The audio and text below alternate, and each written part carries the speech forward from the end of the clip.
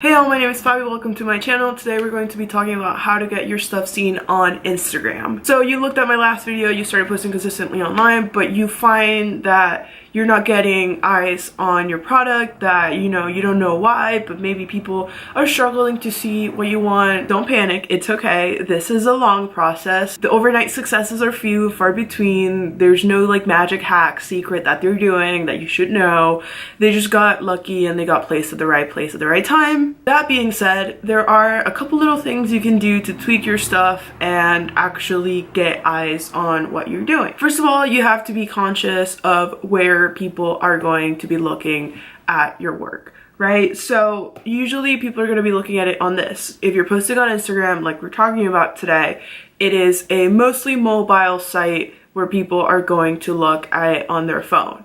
And even smaller than the actual screen is that you're gonna have people looking at it on a small square in the page.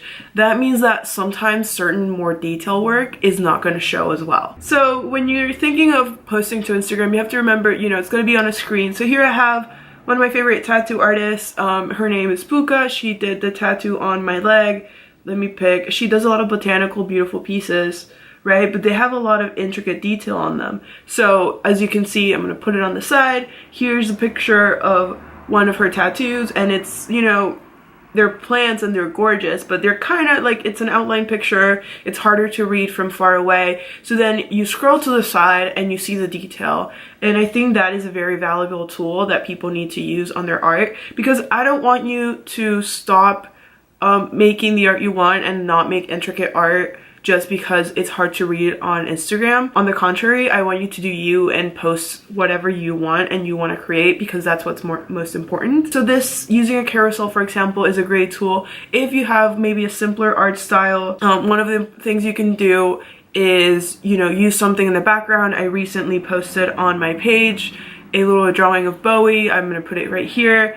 And there you can see that I did like his little light bulb and a bit of color in the back so it would pop more in front of a white background. I think that otherwise it would have been kind of stale, and that kind of thing that can really help you stand out when you're like on an explore page or on a hashtag page or something like that. So just keep in mind that you're posting on a small screen and how it's going to look and what you can do to make sure that your art stands out the most in that small screen. The next thing you should do, and this is like my #1 tip for anyone doing anything on Instagram: write engaging captions. I think that it's very important for you to write engaging captions. I think that we can often default to just simple captions that sort of don't say anything, just because, we're tired, we have a lot going on, this isn't our only gig.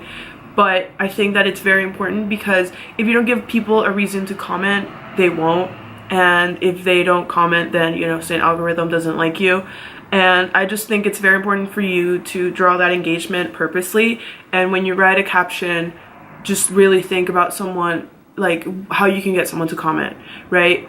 And this happens on YouTube a lot too. I think that you should be looking at, honestly, meme accounts and a lot of these like slime accounts and everything. They'll do little things where they'll ask people to comment specific things and different sort of things like that. And I don't recommend you do that, because some of those can look tacky and a little bit spammy. But if you can, draw inspiration from those accounts, because they have great engagement and they have a lot of traffic and a lot of community around them, I think that if you can like look at one of those and draw a lot of inspiration from it and use it back on your own content, I think that's really great. Along with your captions, you should be using hashtags. It is the truth of the matter that Instagram is one of the most sort of democratic atmospheres, as weird as that might sound. And I know a lot of you are going to be like, what? Especially if you have like already an Instagram account and you've been struggling with it.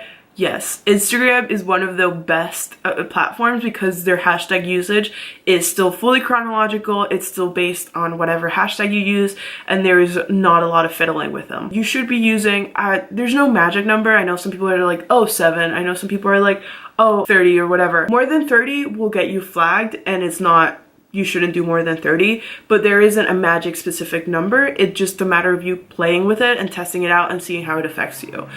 For me, I do in the mid-20s, so like 27 to 22.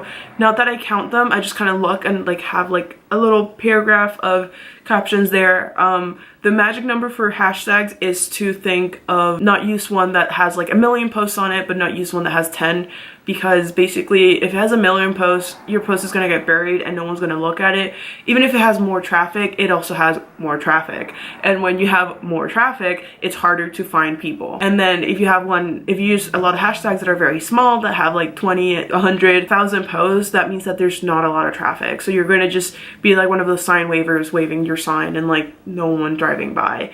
So I think the sweet spot is between 100 and 500,000 posts. That's usually a good like chunk of what your hashtag should be, and I think it's the sort of place that I found that works best. Of course, you can have a couple that have more, a couple that have less, especially if they're specific to your niche. Keeping it in that range is sort of the healthiest. Also, your bio description should have tags. This is because it helps Instagram see what you're about, and it's the only way that Instagram can really tell what your entire account is about. So I think that you should have maybe 1 or 2 hashtags, and they can be very simple. If you look at my account, my store, hi, shout out, you can see I have music, tattoo, apparel, and pins, because those are like the main things that I do. That just lets Instagram know what I'm about. That is honestly the best way for Instagram to know what your account is about. Another thing that you really need to be doing is to really interact with people in your niche. And I think I got a lot of questions about how to do this, and this is basically what I do, right? I grab my phone and then I go on a post. Let's go to my most recent one and let's choose goth.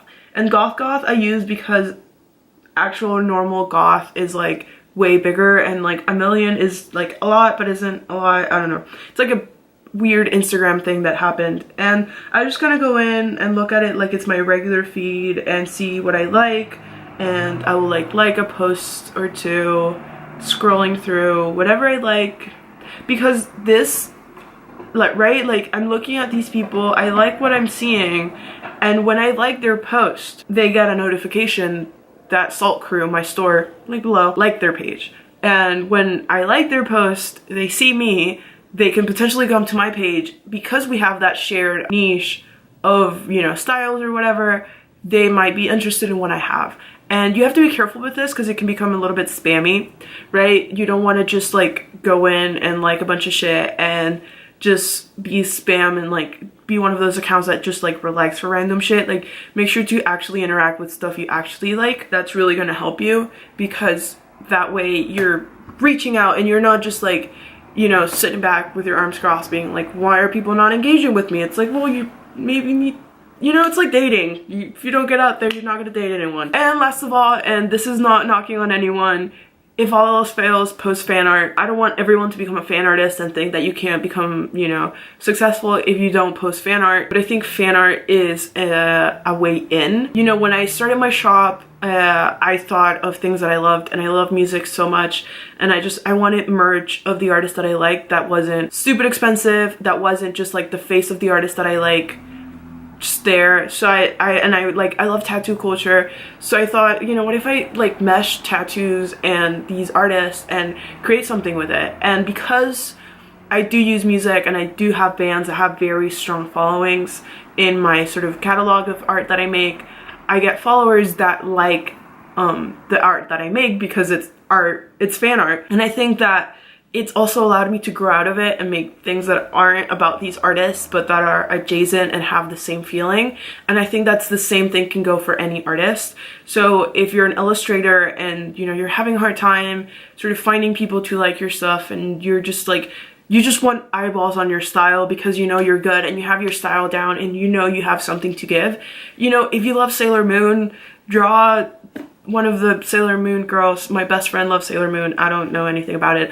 If you love Pokemon, draw Pokemon. If you love Harry Potter, draw Harry Potter things. And, you know, someone might look at your drawing of like a kawaii Batman and then go back to your page and like your stuff. All about just bringing people back in to your own page, and this is one of those like foolproof ways that you can do it. That doesn't mean you have to be a fan artist 100% of the time. That just means that you know, if you want to be more strategic and if you really want to grow, there has to be something that you're truly passionate about and you truly love that you can make fan art of. So those are my tips for today. If you want more one-on-one contact with me, more tips, my Patreon is below. You can help me out and make more of these videos happen, and I can help you out grow your Instagram and your, you know, following and all that kind of stuff. And don't forget to subscribe. We post every single Thursday. I post every single Thursday. Yeah, bye.